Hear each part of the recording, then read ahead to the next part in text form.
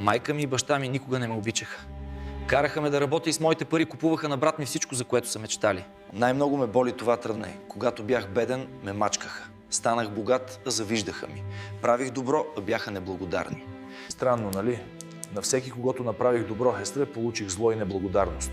А от тези, на които не помогнах, Тетре, получих добро. Раждаш се, учиш, работиш, имаш имоти и пари, казваш си най-накрая спокойствие. И после – край. Има мъже, които за любовта си биха изгорили Рим. А и такива, които дори печката вкъщи не могат да запалят. Не вярвайте, когато хората ви казват, че сте лоши. Вие сте добри хора се. Просто не изпълнихте техните желания. Затворихте чешмата. Пожелавам ви хубав ден. Не знам къде си или с кого си, но се моля Бог да те закриля. Но знам, че искам с теб да живея.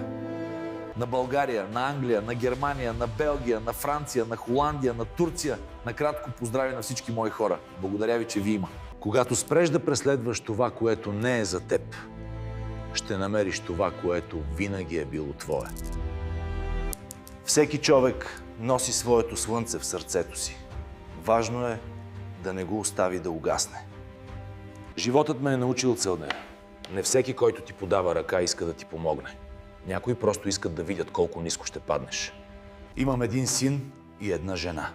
Живея за тях, работя за тях, да ми ядат парите. Гръм да ме беше ударил, някои хора изобщо да не бях срещал. Как така винаги се паднаха на мен?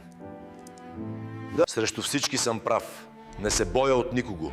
Доверявам се само на себе си и на моя красив Бог.